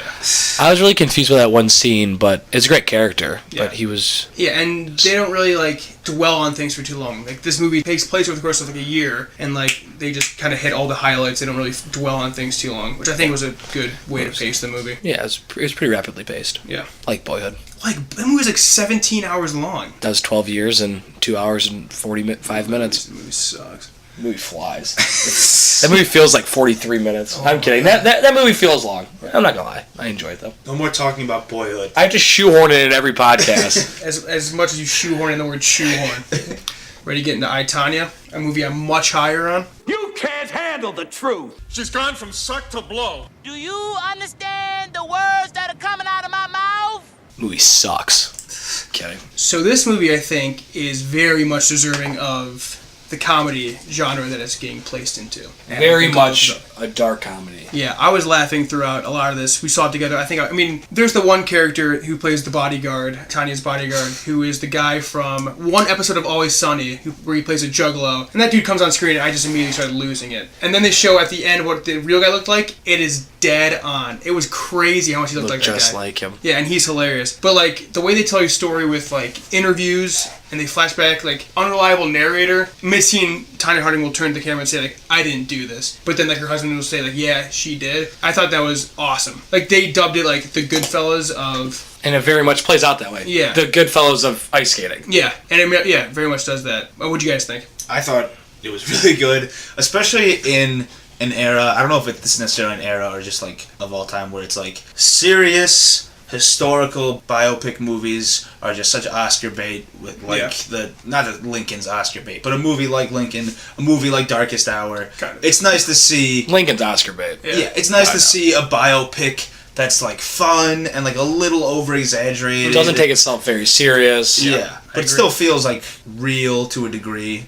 Especially because they have the interviews intercut and show you at the end that it was very realistic. Or not realistic, sorry. Show you at the end that they did really say these things in the interviews. I thought it was really good. All the actors and actresses are really good. I like Sebastian Stan a lot.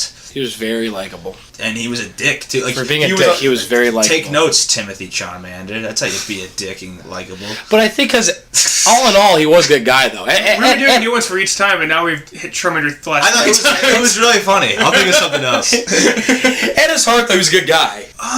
Yeah, I mean... He really cared about her. He really cared about her. He was an end justifies the means kind of guy. Minus beating her. Well, yeah. But he did care about her. Yeah, he did. Yeah, their relationship I thought was really strong. And then Allison Janney, seeing her win all these awards, I was surprised before seeing the movie. After seeing it, I think it's clearly that she should win Best Supporting Actress. I think it's very close. Yeah. I don't know which way I'd go. Well, Mike said earlier that what Allison Janney does in this movie is easy. I don't know if you guys remember that.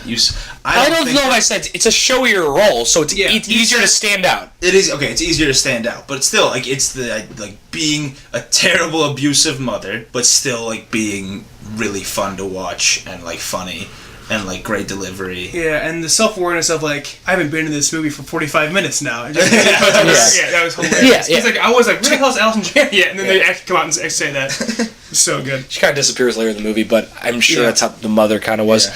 I like how there's still a lot of controversy on what actually happened. Mm-hmm. Yeah, people still think Tonya Harding actually was the one that did it. And they show that. That scene where she like, looks back at her eyes, like huge eyes, and there's blood on her. Yeah, that scene was awesome. Yeah, and like even at the end, when she gets hit to the mat, Tonya Harding, Margot Robbie, when she's boxing at the end, she looks at the camera and says something along the lines of like something about telling your story and how what really is factual or something like that. I just like how they didn't actually answer what really happened. They kept it up for interpretation. Mm-hmm. Yeah, and I watched the 30 for 30 on this, and I kind of know the story pretty well, but just the way they told it kept it super engaging, even for someone that knew like, how it plays out. Shout out to Margot Robbie for learning how to skate, but man, there are some moments in this where the CGI looks terrible. On the triple axle, all like when you can tell what she's actually doing, and then the second it's not that, it's like, oh, what is this? This looks really bad. They like CGI'd a face on her at times. The little kid skating looked like decom-esque, like that bad. Yeah, and that's what is really a bad part of this movie is the figure skating moments, because it looks really, really bad. The issue is they had figure skaters to come in and do a lot of this stuff, but the problem is there's only 2 female figure skaters in the world right now who could do the triple axle, and both of them are practicing for the Olympics. Yeah. So they couldn't get anyone to do it, so they had to use CGI. Yeah. I actually read an article about the director talking about that. So those parts were tough, but the rest of the movie I really, really loved. Let's do some scores before we get into spoilers. I'm going to give it an 8.5. I really like this movie a lot. I recommend it to just about everyone. Thumb up. I will see this movie again for sure. Mike? I recommend this movie to everybody. Give it a thumbs up. We'll definitely watch it again. And I give it a 9 around there. I thought it was going to be the highest one, but 9. Nice. The movie flew by. I had a smile. I have the note long in mind, but I don't think it was for the length of the movie. Maybe towards the end it gets a little long. Maybe towards the end it gets a little long. But looking back at it, I don't think that's true, so I don't know. I love the split cameras. Sometimes when they were both interviewing at the same time. Yeah. What do you have, Liam? I would say definitely. I'll say 8.75, split down the middle. Wow, son of a bitch. I really liked this. Yeah, I mean the CGI. I honestly did not think because this movie's not. I mean, this movie's not really about figure skating as much as like it is. It's about a figure skater, but it's not like, hey, everyone come see this cool because the rest of the movie was kind of like exaggerated and stuff like that. That like I was okay with the poor CGI because I wasn't focused on that. I mean, of all the sports in the world, figure skating's gotta be up there as one of the hardest to fake. Yeah. You can fake basketball or football or boxing kind of easy, but figure skating, man, you actually need to know your shit. Yeah, like when you need someone to do a backflip, there's millions of people in the world who could do a backflip. Yeah. We need someone to do a triple axel, there's just not that many people. And people aren't willing to do it. Yeah, you really hurt. They even say, I can break my ankle if I do this wrong. Like, the first time she tries it, no one wants That was cool how they did a slow-mo of, how nuts this actually is. Oh, yeah, they did it first in full speed, then they came back and they showed it again. Yeah, damn good movie. Spoilers. Man, this is a really sad ending. Because Tonya Harding, her life kind of fell apart after the whole incident. Yeah. She's crying in, the dark room. Yeah, her lace maybe broke, maybe it didn't, who knows. But, and then after that, she forces herself into, competitive fighting. I think there's, a porno of her out there somewhere. And, just really sad. Because someone who's on top of the world, she even says herself in the movie, at one point in time, I was the best figure skater on the planet. And then that went away in the blink of an eye. And a lot of it wasn't her fault. Yeah, she gets banned from the figure skating, and that seems so... Man, she's, so... that's all I know how to do. I didn't go to school, I didn't graduate, this is all I have, and they just take it from her. Yeah, it was pretty much... She was just surrounded by a bunch of terrible people. Oh my god. Fine, she was in on it with her wanting to threaten Nancy Kerrigan, but, she had no control over the bodyguard and the two other guys just going out and taking it to this next level. She got so screwed, dude. And she got screwed over by the judges for all those years because she didn't fit in. Her boyfriend that she got stuck with beat the shit out of her. Mm-hmm. Yeah. Her mom abused her. Yeah. Her dad walked out on her. Yeah, dude, her life, terrible. For her to get to where she got is kind of incredible. And somehow she became the greatest figure skater in the world. It's actually nuts. Yeah. Just this isn't about the movie. In general, if you're a pro figure skater or you're a pro gymnast and you win you win a medal in the Olympics, you're 22 when that happens. Yeah. What do you do the rest of your life? Do you just teach other people? Is that you teach or you ride out promotions? But she got stripped of all that stuff. It's for someone who couldn't be affiliated with the governing body of it all. You can't get promotion or anything after that. You're done. No one's gonna. Yeah. People hated her. She said she was the most hated person in the world. Yeah. After Nancy Kerrigan's still riding off that, her Campbell's ads and all that stuff. She's on Dance with the Stars. Dance with the Stars, yeah. But Tonya Harding's dead in the water. How about Margot Robbie though in this? Man, really good. They try their damnedest to make her look unattractive, but man, she shines right through it. This movie might get nominated for best hair and makeup. Why? Because they make her look ugly in it. Yeah. They tried their hardest. One thing I will say though, I think they start using Sebastian Stan and Margot Robbie a little too early because they take over when Tonya Harding's 15 and Margot Robbie's 28? 27, I think we looked it up. Yeah, but and Sebastian Stan's maybe 30? Yeah, and they don't look 15. Spoiler alert. It's not even close. And it's not even for that long of a period of time. Just make her 8. Just skip to 18 when Margot Robbie comes in and use another teenage actress for 14. It's only 5-10 minutes? I think she's supposed to be 15. I kind of thought it was cute that they did it. Yeah. Maybe start. I think Sebastian Stan's because this movie's not supposed to be this really intense biopic. So I thought it was kind of funny to see her wearing braces and sitting on the truck. No, I was fine with it because I thought it was funny at first too, but I was like, what's the point? Because they flash forward to 18 pretty shortly after. They do. Because you don't look that much different when you're 15 and when you're 18 and when you're 20. I think you do though. But she's only 22, like I said, when she's in the Olympics probably, or 24, and you don't look that much different. You don't look like a different person. Nothing takes you out of a movie more than when the actors don't line up. I'm looking at Moonlight right now, Yeah. Trumbo, remember you're I didn't know if they were introducing new daughters or what because they just kept rapidly really slipping through. No, because child's actors. Because in Trumbo, there's 3 stages for all these kid actors. 2 of the kids are different actors every time. And Fanning's every single age group is the same actress. It's what the hell is going on? Yeah, that was really weird. But I guess it's better than that. And Moonlight is a better example. So. You don't want to you don't have too many moving parts. And I think Sebastian Stan's supposed to be older when it starts. I think he's supposed to be 18. Because he can at least drive, and I think they say that he graduated high school before she does. Yeah, because he's going to go to the Air Force and she's like 15. Yeah. Sebastian Stan's great. Yeah, he's fantastic in this. What I mean, I know he's the Winter Soldier, but what else is he in? He should get some love for Best Supporting Actor, too. He's in The Martian. He's 35. He's the German dude in The Martian. I think he's German. He's Kate Mara's love interest in The Martian. But yeah, I don't know what else he's in, really. He's Romanian. Is he not American? Romanian-American, but he was born in Romania. Huh. Went to Rutgers. He's in Gossip Girl. Really? As what? As Gossip Carter really? Bazin. Yeah. As Carter Bazin. That I don't know why I asked what it was. Yeah, the Martian and Ricky and the Flash. That's that Meryl Streep movie. No, good. At this podcast right now. Yeah, so not much. Pretty much Bucky. I don't know what Tony Harding. That guy's so good. I didn't like that character in the first half of the movie. I'm like, Really? this is just a generic, typical fat Fred. But then he gets really good. Yeah. It all pays off in the end. His character. Because everyone knows someone like that just like is like, don't worry, I got this, and they fuck it up so hard, taking it. It's like taking it in a direction that you didn't want to go. Yeah. Like he says he's like special forces. He's trained in like espionage, and like the dude actually says that shit when they show his real interview. Yeah, because they said to start the movie, it's based off individual interviews from each of these characters, and so they show the 3 interviews at the end. Oh my god, that dude, spot on and absolutely hysterical. I think he was my favorite part, or maybe Allison Janney when she throws the knife. Do you think it actually happened? Yeah, probably. That's nuts. Just and Mariah just takes it and looks at her and just like pulls it out and just like I'm leaving, and then moves out like the next day. You know, we said Shape of Water and 3 Billboards Best Ensemble. This deserves to be in the discussion, though. Yeah, it's damn. Well, let's see. I don't know if it Robbie, beats those Stan, two. Janny, Fat Dude. That's 4. I mean, who else? Dad, no. But that's 4. How many do we need now? All of a sudden, we need 8 to be a good ensemble. The post was like 12 deep. It felt like.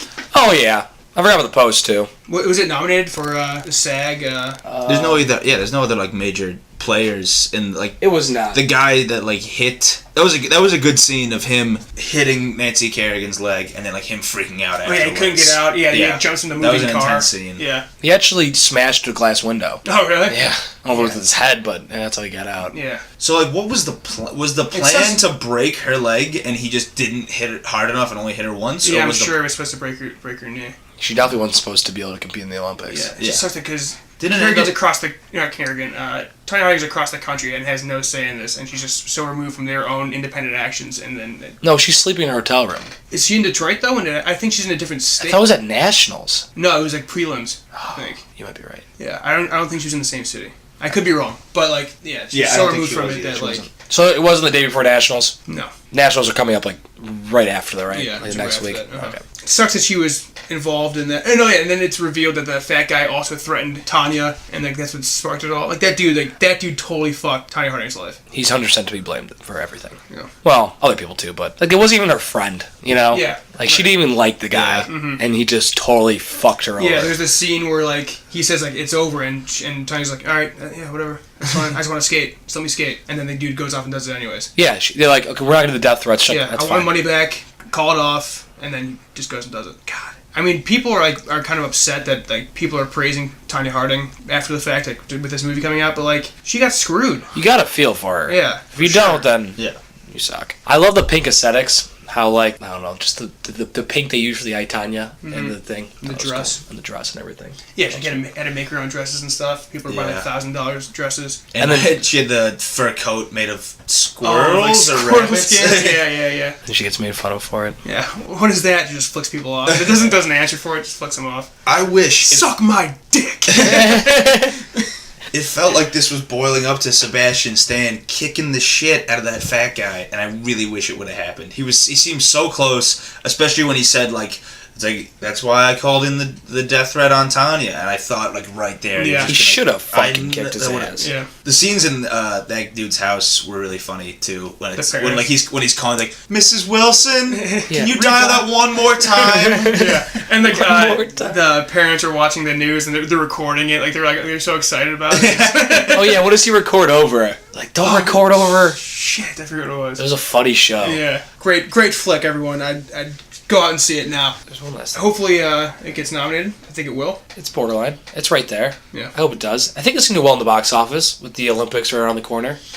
Oh, think it's going to stay in theaters that long? Yeah, I think it Think it will. will. Margot Robbie did this basically by herself. She was a producer on this. Yeah, I saw that. She was sick and tired of the roles she was getting in Hollywood, saying she was getting oversexed to size. What word? Sexualized? Or over-sexualized. Sexicized. Over-sexualized. Sexicize those loins. Over-sexualized. So yeah, she took matters in her own hand and did this incredible story. Yeah. Which she's graded. Arguably the best performance of the year by an actress, I think. Yeah, I agree. Just get a better actor for age 14, 15. That's like my one complaint. Maybe I should go 9. It's not a complaint. Did it really? Yeah, it did. It bothered me. That's really negative, though. Why? It would have felt so weird. No, because it's not that long.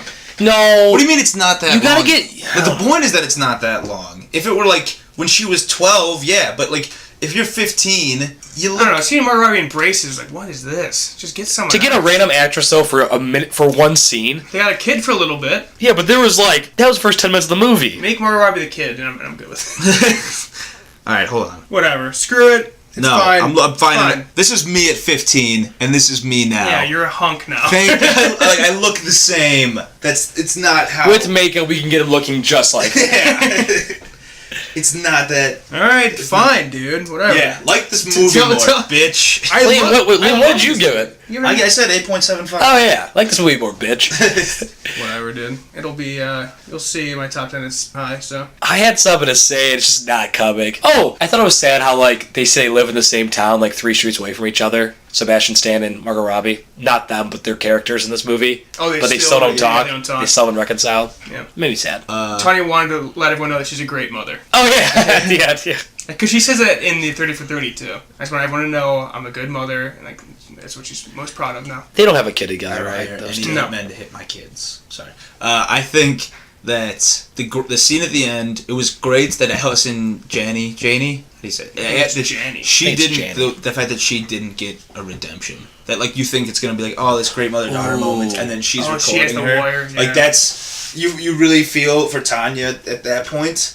But I think it was also great for her character. Because it's like the total reverse of what happens in Lady Bird with the big, like, redemption at the end. They realize how much they love each other. Yeah. And this, it's like some people are just shitty. And her mom was a very, very bad person. Yeah. And I liked that drove that home. Yeah, that was crazy. Yeah, 2 very different movies. And both the mother-daughter relationship are at the center. One goes completely the opposite direction as the other. No kidding. Lady Bird would have been better with a throwing knife scene, sticking in for sure. Sticking in the arm. Lady Bird should have slit Lloyd Metcalf's throat. Then she probably would have won an Oscar for it. Yeah. I think he would be singing her praises right now. Do you think that Sebastian Stan could have been Han Solo? Was he up for it? No, but like he's a good-looking guy with brown hair. I think he's older than Harrison Ford. Harrison Ford was like 28 when he did. It's got to be young Solo. Yeah, I guess you're right. He still looks pretty young though. He does, but watch them. He does. Watch them and Han Solo in the cantina. That's what. Yeah. What do you mean? That's what's gonna happen. It's gonna walk. It's gonna. So yeah, if they do that, then they should have got an older guy. Because who cares? Well, plus they're not gonna build a franchise off the back of Alden Ehrenreich at this point. No. Yeah, it's gonna end with them walking into the cantina. You hear the music playing. Maybe you see Luke and Obi-Wan from the back. That would suck. And then see Darth Vader just throw down again at the end for no reason. Ewan McGregor turns and he looks into the camera and it hints at Obi-Wan. I saw a movie's coming next year. It's gonna be so much better. I'm such a good actor. She's Train Spotting too. Might as well end it that way. Yeah. I'm sure it's gonna end terrible anyways. Mm-hmm. You guys watch anything this week? So I watched 2 movies. Both I've already seen before. One, 500 Days of Summer. Very good movie. I love how realistic that relationship is. Never seen it. It's just not a good relationship, yet they try to trick you, making you think it's a good relationship. The movie jumps around in a unique way, and it moves fast, and I don't know, it's a movie I've watched a couple of times now. It's good. It's a good take on a relationship. The guy said that he was sick and tired of seeing, this is, Eternal Sunshine director said this. Nice. It does take a lot from Eternal Sunshine. Eternal Sunshine's better, but, this is less sci-fi. This is more... I'm sure this one's more digestible. This is the common man. Yeah. Because Eternal Sunshine's kind of out there. It's kind of out there. And you kind of have to watch it twice, Eternal Sunshine. But they both have similar themes. They both do a really good job of portraying it. So, if you like good romantic movies, go see it. I feel like I should have seen it by now. Because I own it. I love Joseph Gordon-Levitt. It's literally sitting on that bookshelf over there if you want to watch it. I feel like there's, a general? Is there like a dislike of Joseph Gordon-Levitt? My brother hates him. I don't know. That's like his least favorite actor. I think he's just so like. I like him. He's like. Have you seen 50-50? He's so I'm good not. in 50-50. I'm surprised you haven't seen that. I feel like it's right up your alley. Despite the dumb end. The random Seth Rogen movie. I feel like you always watch those. I have seen a lot of random Seth Rogen movies that's right there. That's a good film, and he's good in The Dark Knight Rises. He's great in Angels in the Outfield. Who are we talking Other about? movies. Yeah, he's a good child actor. Son, he's incredible. He plays a good Bruce Willis. Snowden didn't see it. I heard he has a weird accent in that. And Man on the Wire does a weird accent in that too. What have I seen him besides 500 Days of Summer and Batman? The Night Before. The Last Jedi. Night Before, he's good. The Last Jedi. Is he a stormtrooper? Oh, he's a voice of something. Voice of some random thing. What's the Heath Ledger movie that he's Heath Ledger's friend? Looper. Brick. Sorry, No. 100 Ways to Die in the I'll West. check this. No, what's it called? 10 Ways I Love You. Fuck, what is it 10 called? Things I Hate About You. Yeah, 10 Things opposite of what I said. Yeah. He's probably good in that. I've seen the one scene from that movie. I've never seen Where he runs up the stairs? Yeah. Oh yeah, Heath Ledger died 10 years ago today. Yeah, that's true. Rest in peace. That's crazy. Rip. Oh, and I also saw Eurotrip. What? We came up for the bars. Harrison recorded it because he wanted for us to all watch it, and that is the ultimate Raunchy Team comedy. It is so... That's a weird watch. What is Europe? Recorded it on TV. Harrison's a weird dude, man. Yeah. I mean, that movie's like all about like teenagers seeing their first boob. Yeah. I remember rewatching it in a hotel in Washington, D.C. And I thought it was the greatest movie of all time. Still do. Hilarious Matt Damon cameo. Yeah, Sky doesn't know it might be one of the best cameos of all time. Yeah. Matt Damon's a king of cameos, though. Yeah, that movie is not good. But, yeah, if you like Raunchy Teen comedies. If you're 12 years old and listening to this. I know the 12-year-old boys love us, too. So go see it. That's a weird endorsement. Yeah, not much to say about that. It's not anything that anyone should really go out of their way to see. You can cut the last 5 seconds of that. Stove? Yesterday I watched the episode of Nathan For You at the Electronics Store. Have you seen that? I haven't seen that one. Have you not seen? Oh my! I might have. It's basically the premise is the struggling electronics store sets their TVs to $1 so they can go price match them and buy them at Best Buy and then sell them. And Nathan has to set up elaborate things so no one buys the $1 TVs at his store. So he requires like a dress code, so you have to be in like full suit and tie to come in.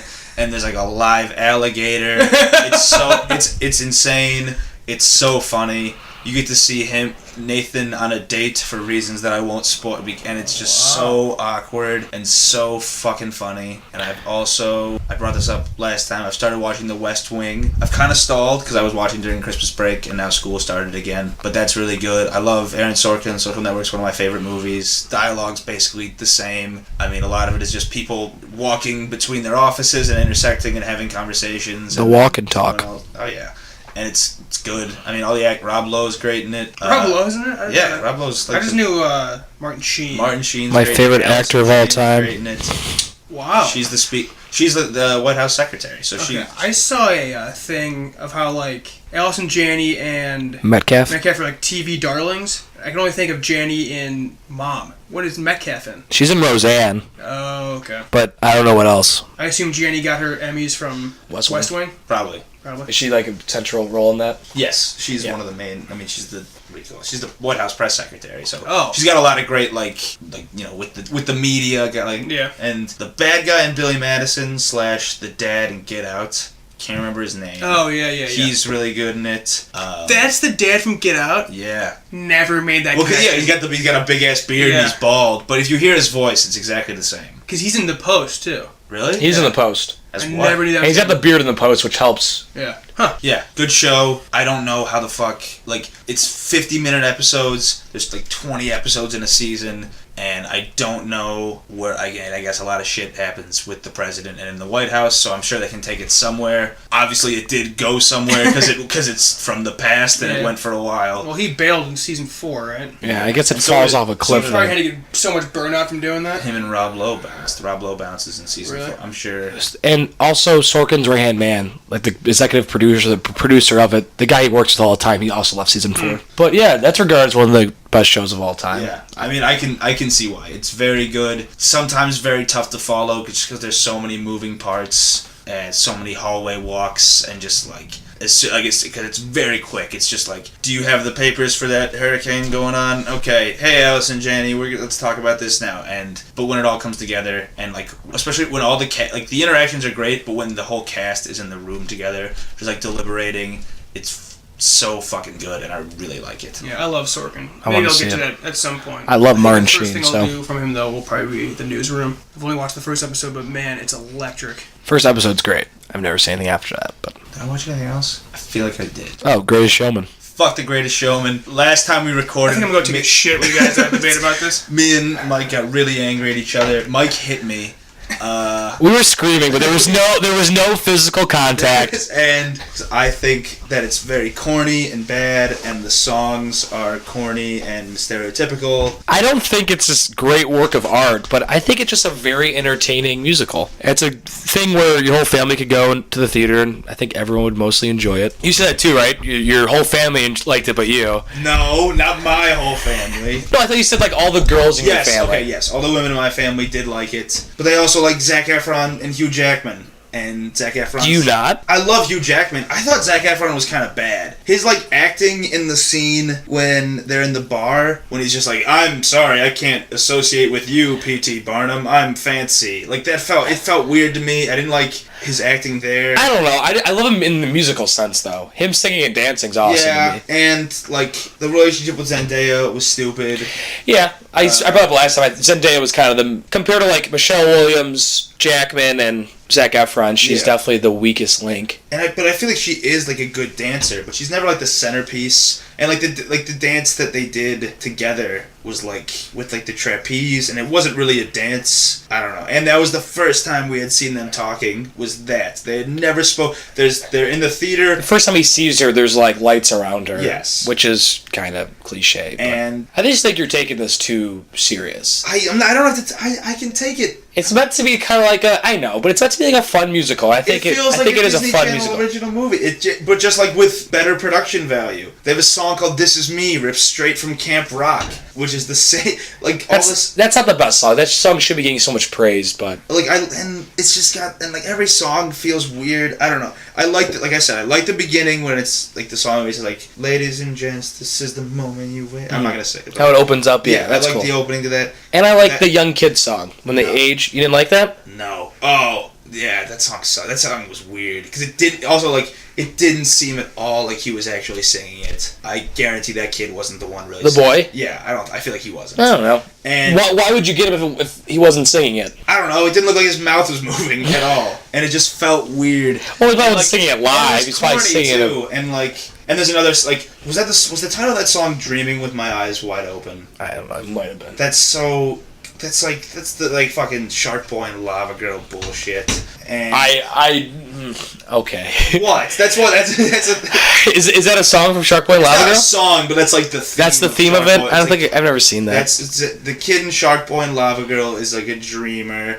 and he learns to dream with his eyes open, and it's so stupid, and it's just like such a corny song title. I should mention that this album is number 1 on the Billboard charts right now. Fuck the Billboard. I know that's not making it a good album. The Billboard charts suck, but I just think that's worth mentioning. It's just like a bunch of like generic pop songs. They've all got like the kind of like stomping beat in the back, and like the crowd gets involved. And like the show isn't that cool. I wish they could have actually shown like a cool circus show. Like, could you imagine if you went to the fucking circus and the bearded lady was doing this weird hip hop dance and everyone else was just dancing? Like, at no point did it actually feel like the circus. And I've been to Barnum and Bailey Circus, it was really cool, but it just felt like a musical, which I know was the point. It was a musical. But I got that. Are you the kind of guy that gets upset when the characters break out into songs? No, I'm not. I'm okay with that. I understand. I'm just saying, like, the show itself was never like intriguing.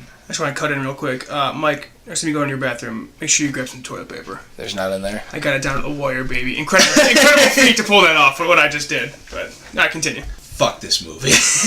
I like original musicals, and I'm glad this one did well. It's not my favorite movie of all time. It's It's not original. It's an original musical. It's in a sense, it's an original musical. It's original music and stuff. High School Musical is an original musical too, as well. Doesn't mean it's it is. I know, that's what I'm saying. I mean, it's Grease, but I mean, it's original. It's new music. And this is just a rags to riches story where he's like, oh, he gets corrupted and then but then he's good again. We could do that for every single one of these movies we do. Then let's do it. There's not that many stories. Only 7 kinds of stories. Yeah, there's not that many stories in this world. I just really don't like this movie. That's fine. This movie's not like this is like a family movie. It's PG. I think the purpose it served, it did a good job. You just wanted to dance. You just wanted people to show up and dance. He does. I love how he comes on screen beforehand though and thanks everyone for showing up because this is like a passion. That's like a thing now. Was that a thing in the past? Where people Coco in this. Coco in this. Yeah. I know, but like the Coco, I hated that in Coco. I loved it. How do you hate that? That's so cool. I want every movie to start doing that. They're like, hey, look how cool this scene is. Like, I wanted to see that scene in the movie. They show you the scene that they're talking about with the lights. They wanted to give credit to the hundreds of people that went into that and how incredible that is. No, then say it. Then show it afterwards. I think. Fine, whatever. I think. All right, I would rather have seen now that you're pissing me off. How? I would rather. It was a quick screenshot. And Margot Robbie shouldn't have played a 15-year-old. You guys get caught up on weird things. Did you score it yet? The Greatest Showman? Yeah. 3 out of 10. Okay. You gave yours. It's got down. I think I gave it Might as well just throw a Greatest Showman. But also, the title. But also, I gave it a 7.8. I don't agree with that though. I give it. So 7. So you're saying that this movie is better than your scores never last like a week. My scores are always fluid. I would give this a 7. I gave Thor a 7. I gave Thor a 7.7. Calm down, okay? I gave Lego Batman Guardians 2 a 7. Yeah, that's about right. I'd put that with this. They're both just mindless entertainment, baby. But those are at least funny at times. I had fun watching this movie. I had fun with it, baby. I haven't seen it. I have no idea. Better than Wonder Woman. I did not like the last act of Wonder Woman. Yeah, it's pretty bad. I also fell asleep during it, so. But it's going to get Best Picture now. Yeah. How about that? Ballsy. Well, I watched. Is that it, Liam? Can I cut in now? Yeah, you don't hear rant? I feel like Mike's actually mad at me now. I think he is too. I'm not mad. Dude, he's soft-skinned though.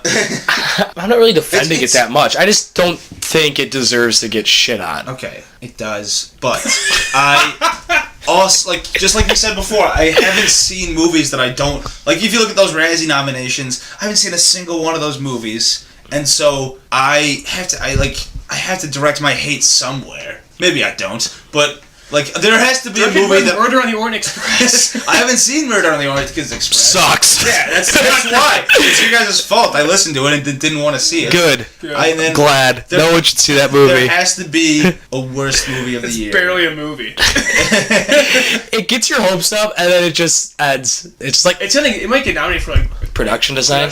Or, like, costume. And it probably should. Yeah. It looks sweet. It looks great. I watched the new Netflix show, End of the Effing World. Oh, yeah. Thanks for really censoring for our little viewers out there. Asterisk. I don't know. How do you say that? Like when it gets nominated, people are going to say End of the Effing World. What do you say? Yeah, they'll say End of the Effing World. It's 8 episodes. They're like 20 minutes at the longest. And I watched it in one day, which I've been doing a lot lately, watching entire seasons in a day. It's really good. It's really strange. It was first on Channel 4 in England, and then Netflix picked it up. I say it's worth a watch. It's like only 2.5 hours long total. It's a really strange relationship about this guy that wants to kill this girl, so he starts hanging out with her, but then they kind of fall for each other. It's really interesting. I'd recommend it. Is it one season done? It's open to a second one, but I think it's based on a comic which ends there. So it would be original if they kept it going. Have you seen that Big Little Lies show? No, I want to. I want to see it too. That's from the same guy who did Wild and Dallas Buyers Club. Wow. Yeah, I really want to see that. Yeah, because that cast is electric too. Yeah, it's praised so much. I watched episodes 3 and 4 of Black Mirror. Garbage. Not surprised though. Netflix can't do it the same way BBC did it. It's too happy. The British stuff. No, it's true though. Even ask O'Malley, he doesn't have that same British bias as I do. They're just not very good. They might not be. I watched Call Me By Your Name, which I think we're doing next week, right? We will do it next week, yep. Cody's going to be on. We will have Cody, fan favorite, fan being my mother. That was a really great episode. Thank you, man. He's seen it twice now, which is kind of surprising. It's not a super rewatchable movie, but he says it's still as good the second time. You got a lot out of it. I liked it a lot. I think you'll like it a lot. So I'm pretty excited to do that one. Then I'm going to try to watch Ghost Story, which I promised last week but couldn't get around to it. And then before we do our top 10, rewatch Logan and Get Out and try to watch like Logan Lucky, some random one I haven't seen yet. It's at Redbox. Logan Lucky. It is? We should watch that. Yeah, we should. But, so next week I'll probably try to see Phantom Thread as well in theaters.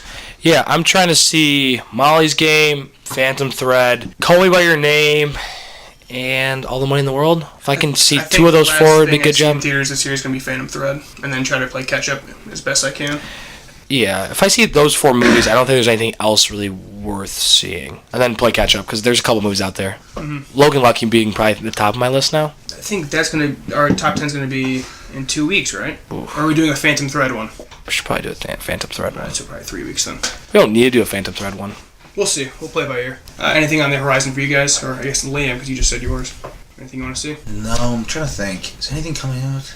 No, I don't think there's anything that I can think of. Atlanta isn't until March. Robin season. I don't know what that means. Do you have any of Joseph Gordon-Levitt, dude. He's coming back. Oh, that was terrible. That was a good one. No, that was really bad. That was like really Robinson. Oh! That was bad. That was a good one. Wow. Wait, it's like Robin, though. Like, I'm going to rob things. Yeah. Have you seen the movie Harold and Maude?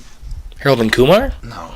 White Castle? It sounds familiar, but I don't think I have. I've seen the previews for The End of the Effing World, and it reminds me a lot of that, because Harold and Maude is like a movie from, I think, the 60s, about this, like, teenage kid who's, like, obsessed with death, and does, like, a bunch of fake suicides, and he's, like, very, like, stoic.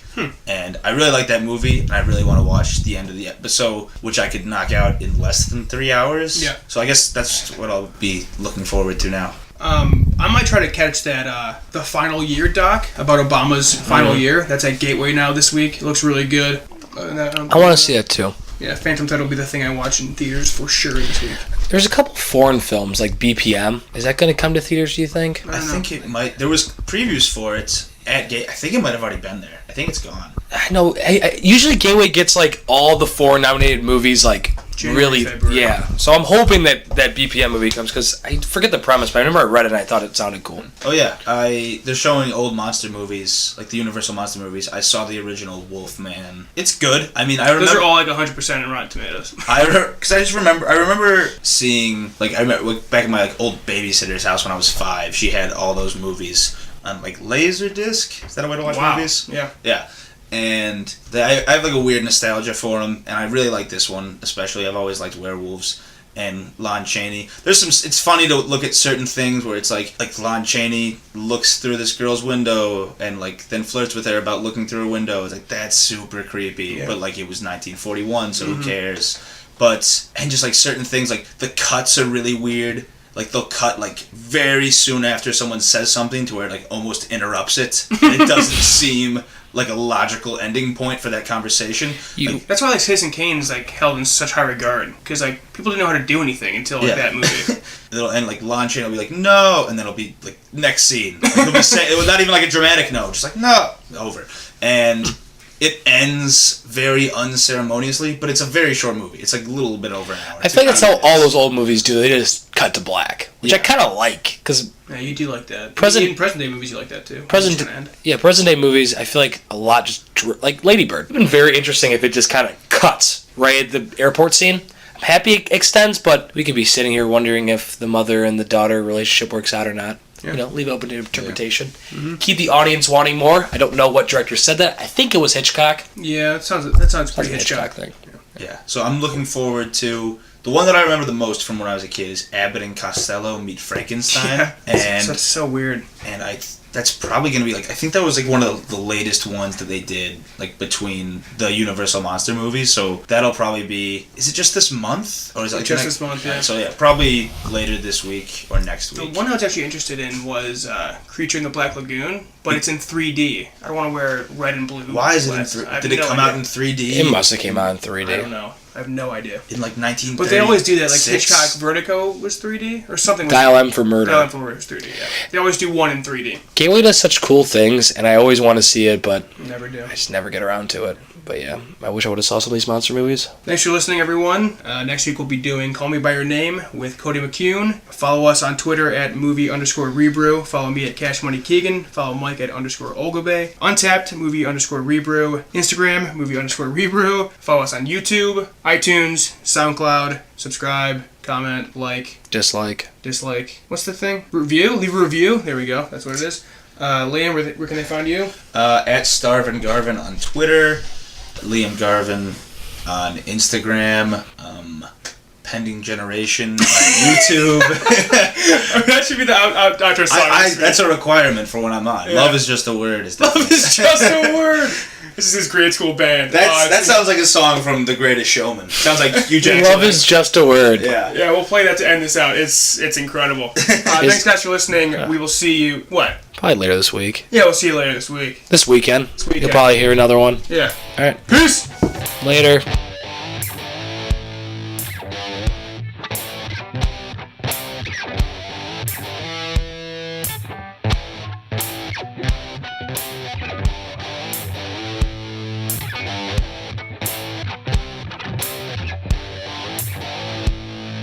It's easy to talk, but when you do as you say, can you live out your life and not hesitate? Stand up for your right, achieve with hope and some pride. Fight to your last breath, and more with every last stride.